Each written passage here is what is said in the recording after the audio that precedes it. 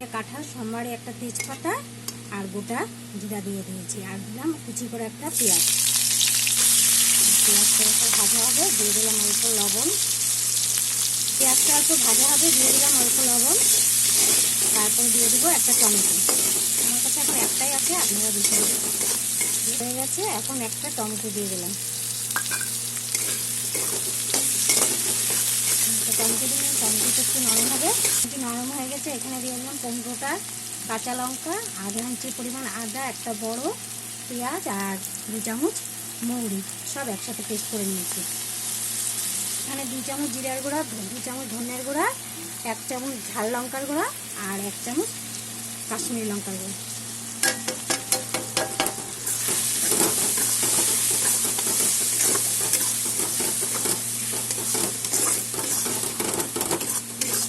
মশলা আমার কষানো হয়ে গেছে, এখন আমি মেটে দিয়ে দিলাম। আগের থেকে হলুদ লবণ মেখে রেখেছিলাম, সেটা দিয়ে দিলাম।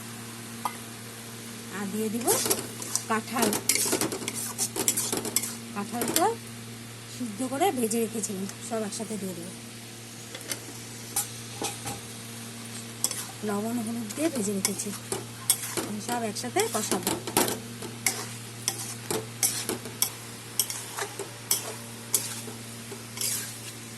যত কষাবো তত টেস্টি হবে খেতে। আমার কাঁঠাল আর মেটে কষানো হয়ে গেছে, এখন গরম জল করে দিয়ে দেবো।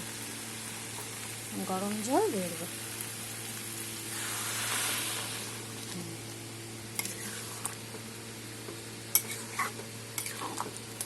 দিলাম অল্প লবণ, আগে দিয়েছিলাম, এই জন্য অল্প কম দিলাম। আর দেবো অল্প হলুদ, ব্যালেন্সের জন্য চিনি দিয়ে দেবো।